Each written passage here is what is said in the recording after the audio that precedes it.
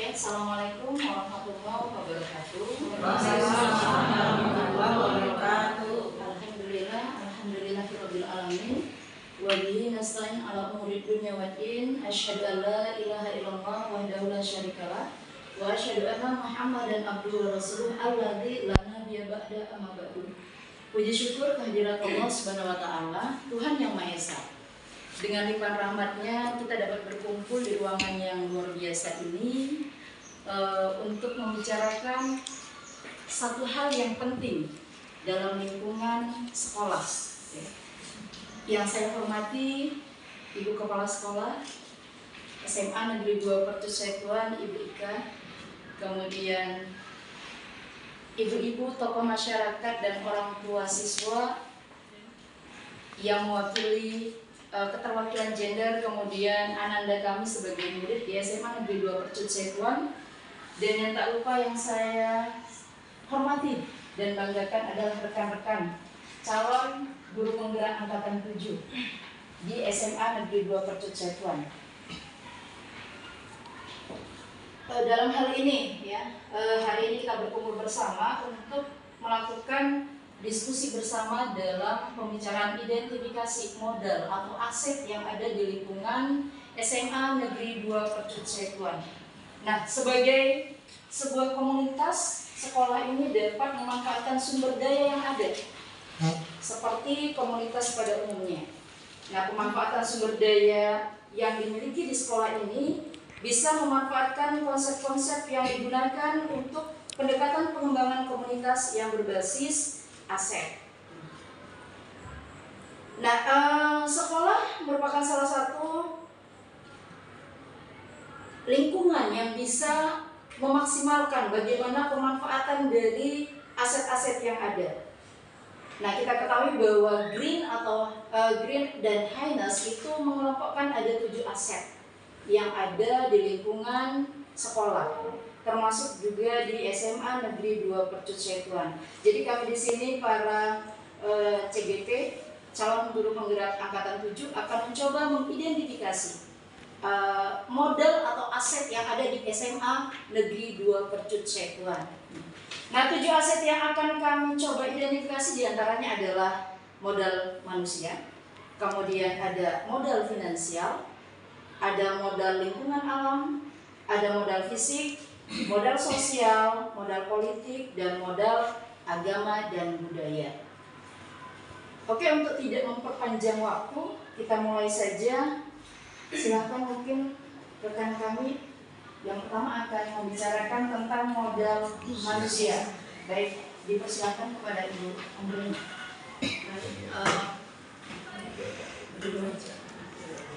Oke, yang pertama saya akan menjelaskan mengenai modal manusia. Modal manusia itu adalah sumber daya manusia yang berkualitas. Investasi pada sumber daya manusia menjadi sangat penting yang berhubungan dengan kesehatan, pendidikan, kesejahteraan, dan harga diri seseorang. Nah, aset manusia di sekolah kita, yaitu di SMA Negeri 2 Pertusetuan, yang kami identifikasi, yang pertama adalah kepala sekolah. Di sini kepala sekolah dengan strata pendidikan S2, berpengalaman, dan guru penggerak angkatan 2. Kemudian aset yang kedua yaitu guru atau tenaga kependidikan. Di SMA Negeri 2 ini kami mengidentifikasi bahwa guru yang berpendidikan S2 ada sekitar 15%, kemudian S1 ada 83%, D3 atau SMA ada sekitar 2%. Guru bersertifikasi ada 85%, memiliki lulusan dari guru penggerak ada 1 orang. Kemudian ASN ada 38 orang, tenaga kependidikan ada 5 orang. Semua guru dan pegawai berjumlah 66 orang.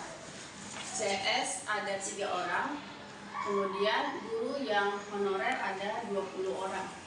Guru yang sudah lulus guru penggerak ada 2 orang. Guru yang sedang mengikuti pendidikan guru penggerak angkatan 7 ada 8 orang, memiliki guru yang lulus tahap 2 guru penggerak angkatan 8 ada 4 orang. Kemudian untuk aset murid di SMA Negeri 2 Persetuan itu memiliki jumlah murid lebih dari 828 orang sesuai standar Rombel yang heterogen. Kemudian yang keempat, tenaga kependidikan atau pegawai memiliki pegawai dengan pendidikan S1 dan D3 yang memahami IT. Kemudian yang kelima, komite dan orang tua atau wali murid. Di SMA Negeri 2 memiliki pengurus komite dan wali murid yang paham tentang pendidikan.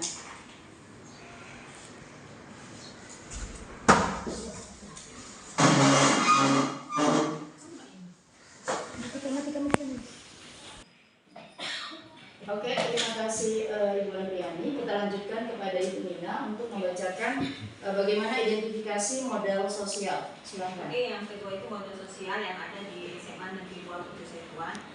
Setelah kami melakukan identifikasi tentang modal sosial itu, di sini ada STM sekolah, MGMP sekolah, pramuka, PNR, terus bisa juga bekerja sama dengan WBI dan dengan Unimed. Nah, di sini masing-masing sudah mempunyai strategi pemanfaatannya. Nah, di STM sekolah itu kan sebagai wadah memperkuat persaudaraan tenaga pendidik atau seluruh warga yang ada di sekolah ini. MGMP sekolah juga itu sebagai wadah berbagi informasi untuk meningkatkan kompetensi guru sesama bidang studi. Nah, di pramuka ini sebagai sarana untuk menempa karakter murid dalam kedisiplinan hidup mandiri dan nanti kaitannya juga dengan COVID Pancasila. Nah, PNR ini dibangun untuk mengembangkan karakter, melatih sikap empati, bergaul dan juga akses menjadi relawan ke depannya. Nah, di WBI kita memang selalu bekerja sama. Ada MOU kita juga untuk menyalurkan anak-anak bagaimana keaktifan berwirausaha. Nah, yang di Unimed memang ada di Unimed ini bekerja sama dalam pengembangan guru, termasuk juga dengan mahasiswa Unimed yang bekerja yang mereka melakukan MOU dalam penerimaan mahasiswa PLP. Sekian dari identifikasi modal sosial. Oke, terima kasih Bu Ina. Kita lanjutkan untuk mengidentifikasi modal politik yang akan dibawakan oleh Ibu Novarina. Silakan Ibu Novarina. Baik, terima kasih. Saya lanjutkan. Untuk yang selanjutnya yaitu modal politik, di mana modal politik ini berkaitan dengan kekuasaan dan kebijakan. Modal politik juga menjadi sebuah instrumen melalui sumber daya manusia yang dapat mempengaruhi kebijakan untuk mencapai kepentingan.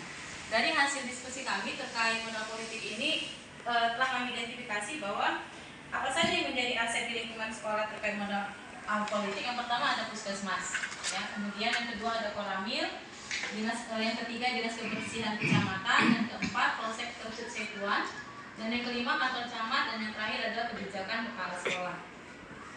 Adapun strategi pemanfaatan dari puskesmas, kita sering mengadakan di sekolah itu sosialisasi tentang bagaimana menjaga kesehatan remaja dan menghindari akibat seks bebas, kemudian memberikan vitamin dan vaksin yang dibutuhkan. Kemudian strategi pemanfaatan untuk koramil itu kita bekerja sama dengan Koramil Persetuan untuk melatih siswa dalam latihan pengibaran bendera atau paskibraka sekolah dan melatih siswa melakukan PBB atau peraturan baris berbaris pada kegiatan pengenalan lingkungan sekolah. Adapun untuk dinas kebersihan kecamatan, strategi pemanfaatan yang pernah kita lakukan yaitu melakukan kegiatan kebersihan di lingkungan masyarakat di sekitar sekolah dengan membersihkan sampah dan mengangkutnya menggunakan truk sampah ke TPA dan bekerja sama dengan dinas kebersihan kecamatan Persetuan. Untuk kepolisian Persetuan, SMA Negeri 2 Persetuan pernah mengadakan kegiatan sosialisasi untuk tertib berlalu lintas, menghindari tawuran dan kenakalan remaja lainnya. Kemudian melakukan kegiatan sosialisasi mengenai peluang bagaimana penerimaan menjadi anggota Polri. Aset kantor camat itu adalah sosialisasi tentang kegiatan PPDB yang berhubungan dengan administrasi domisili bagi calon peserta didik baru dan sosialisasi tentang bagaimana pemilihan umum kepada murid yang memiliki usia di atas 17 tahun.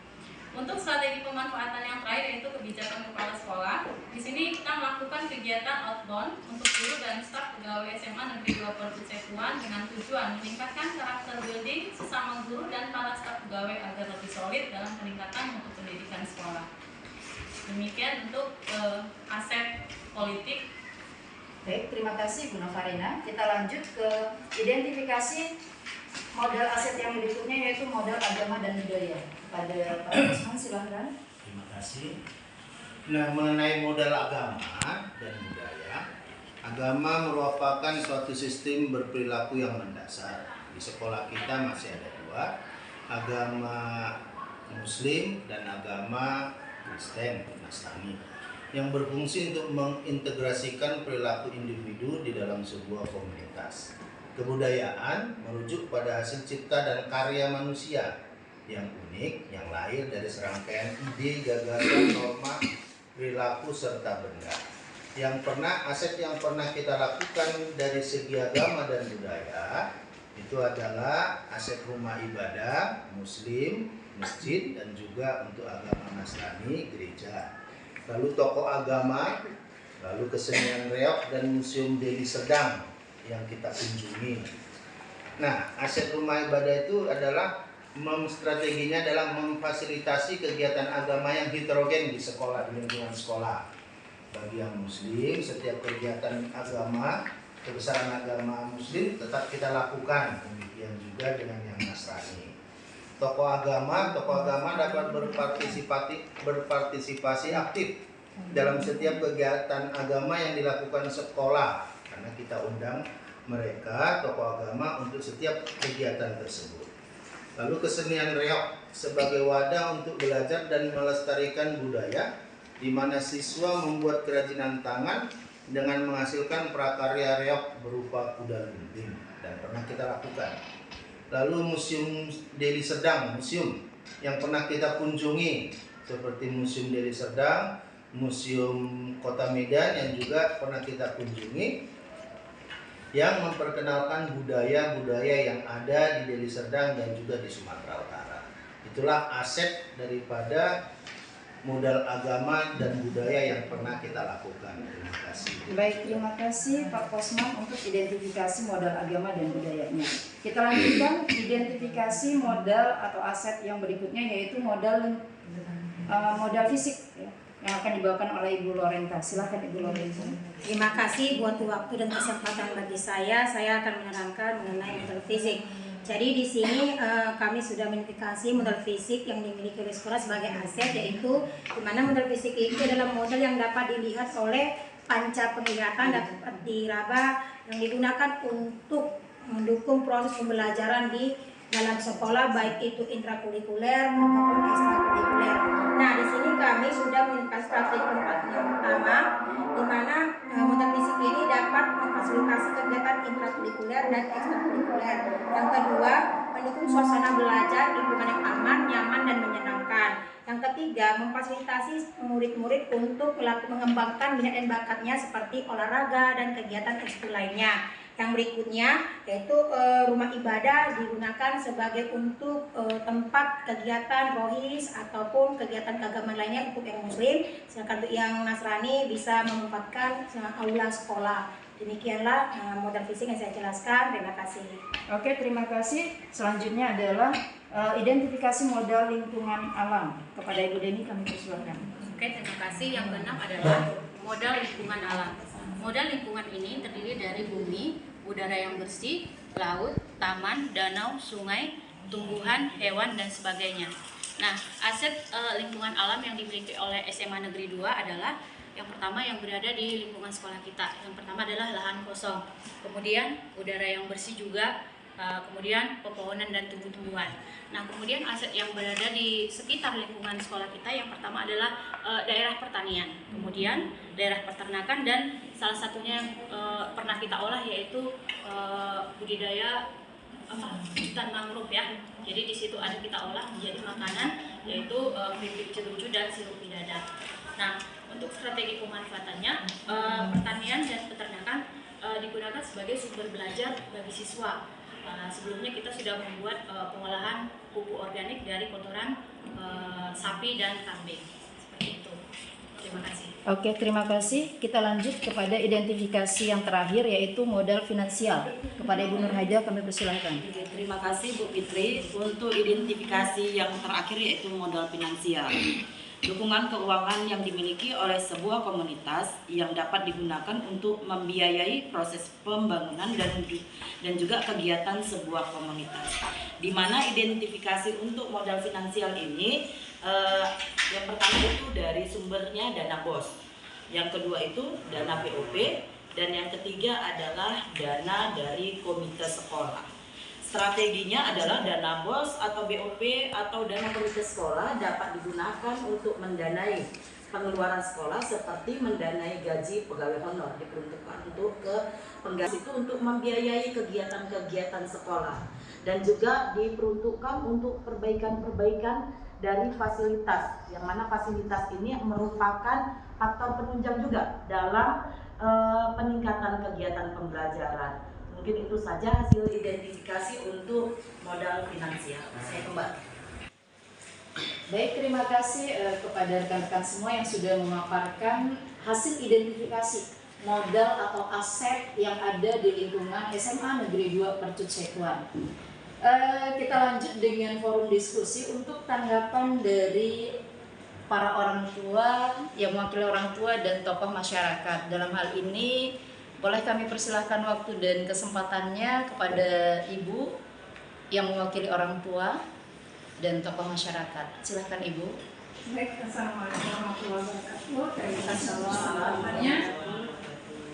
Nah, sedikit saya mewakili orang tuanya, Bapak Ibu. Aset kita banyak ya di sekolahnya, ada 7 yang bisa tadi lihat. Nah, saya harapannya sedikit aja. Tadi dari aset politik, ada saya baca kerjasama dengan camat atau musbida. Nah, saya berharap gitu ya, karena di luar sana itu banyak calo kalau kita pembuatan KTP elektronik. Nah, jadi kalau bisa sekolah gitu memfasilitasi peserta didik yang sudah layak untuk membuat KTP elektronik supaya diadakan di sekolah. Jadi tidak terlibat dengan calo-calo di luar. Itu sedikit harapan saya sebagai orang tua. Saya rasa seperti itu aja. Terima kasih. Baik, terima kasih. Mungkin dilanjutkan dari tokoh masyarakat akan memberikan tanggapannya. Silakan Ibu. Terima kasih pada Bu Fitri. Saya mewakili tokoh masyarakat di sini tadi. Setelah dari yang dipaparkan oleh CGP, ada tadi beberapa aset ya, termasuk itu aset finansial. Salah satunya itu adalah BOS, kemudian ada komite, ada BOP, dan ada satu lagi yaitu DAK. Ya, setahu saya kalau di masyarakat di luar sana sudah tahu lah itu DAK itu apa gitu ya. Jadi itu kan hanya sebagian kecil saja gitu. Sebagian kecil saja masyarakat tahu itu DAK itu untuk apa gitu. Setoran itu hanya yang bunyinya BOS saja.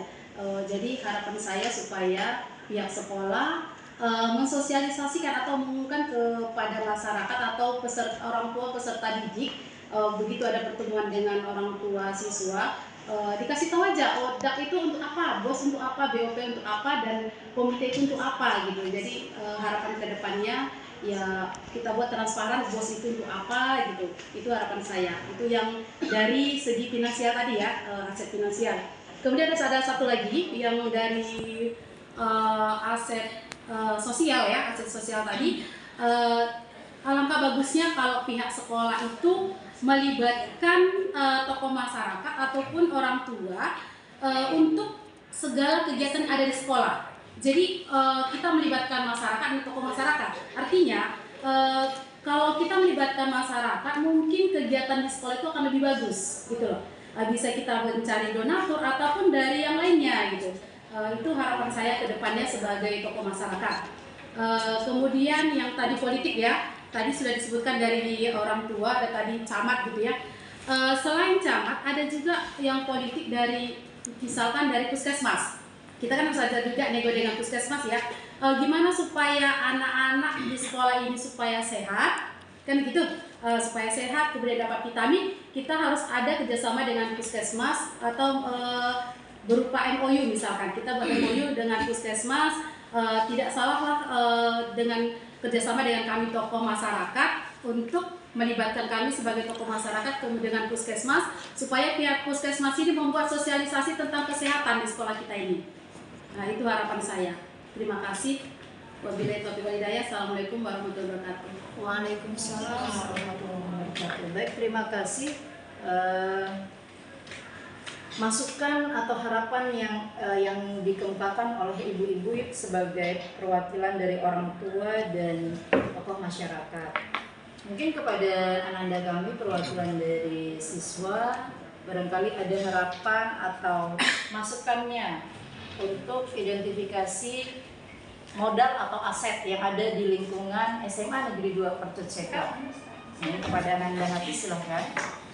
Oke, baik. Di sini saya sebagai murid, perkenalkan nama saya Muhammad Hafiz Regar. Ya, dari tadi saya mendengarkan bagaimana ibu-ibu sekalian menjelaskan beberapa aset di sekolah ini, yaitu ada 7 aset.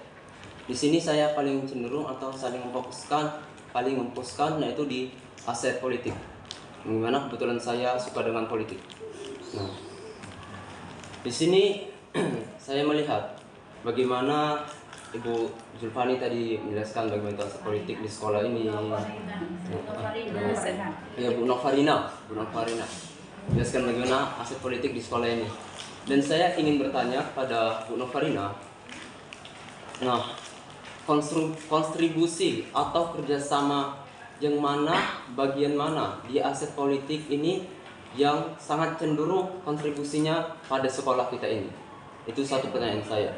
Yang kedua, saya ingin memberikan pendapat atau saran untuk guru-guru semua untuk penerapan di sekolah, yang dimana ya tentang untuk ilmu politik ini menurut saya ilmu politik ini cukup penting atau cukup berpengaruh bagi generasi bangsa di sekolah ini, yang dimana nanti akan menghadapi dunia luar, yang dimana nanti ada beberapa murid yang mungkin memiliki cita-cita memasuki dunia politik ataupun masuki tentara, polisi, yang dimana itu sangat penting.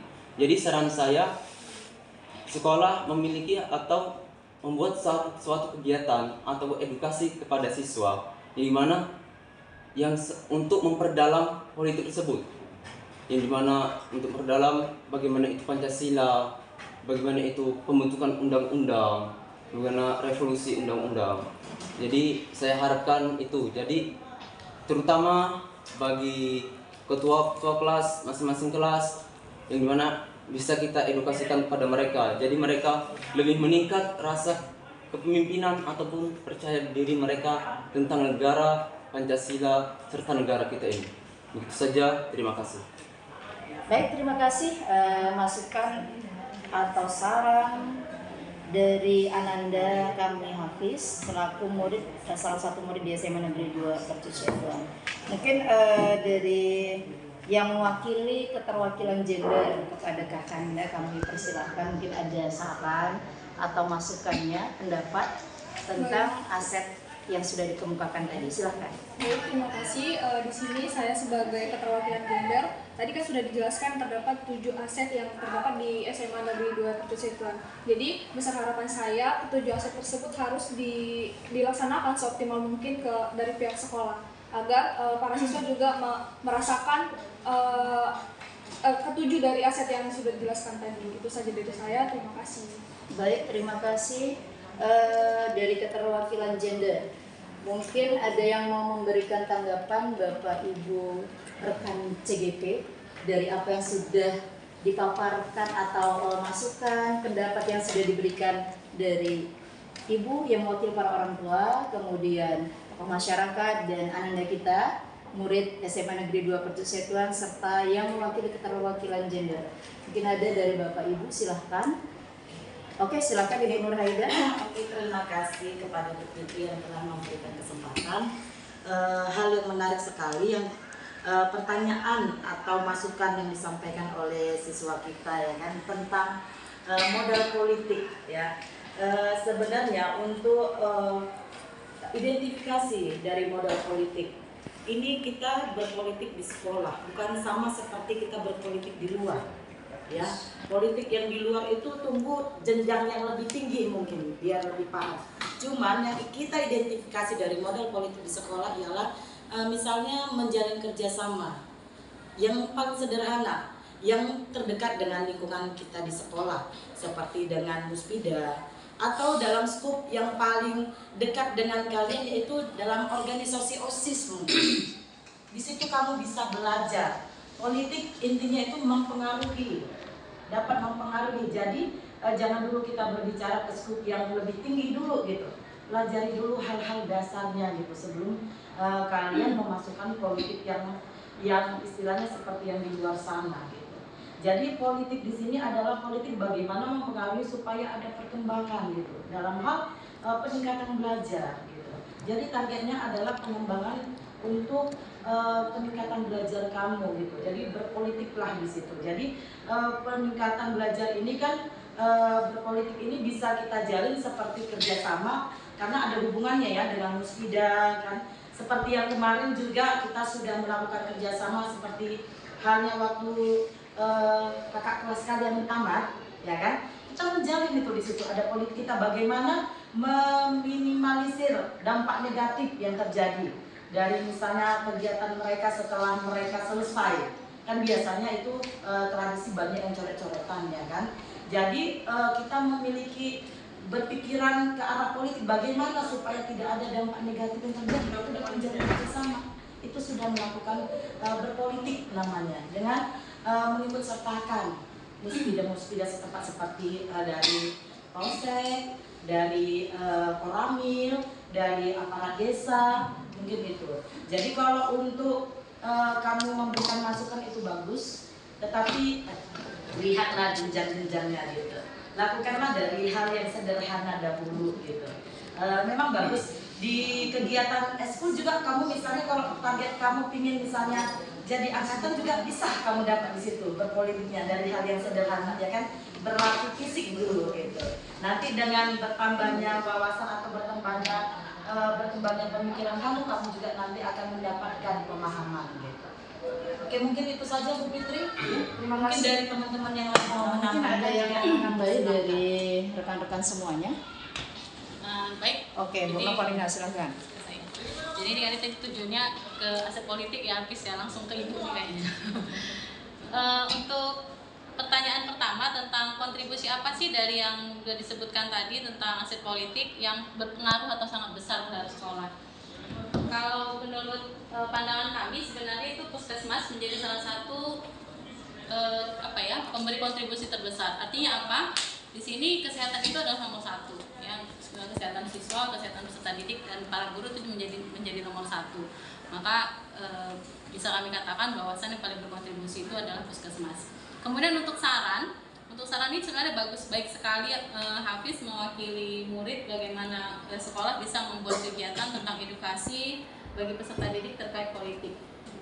Luar biasa sebenarnya saran ini dan mungkin ini bisa nanti di akhir bisa menjadi program kita sebagai CGP untuk melanjutkan untuk menjadikan sebuah program memberikan edukasi bagi siswa terkait politik terhadap peserta didik. Terima kasih pada Hafiz atas sarannya. Demikian Bu Fitri. Baik, terima kasih Ibu Novalina. Bagaimana ibu-ibu yang lain?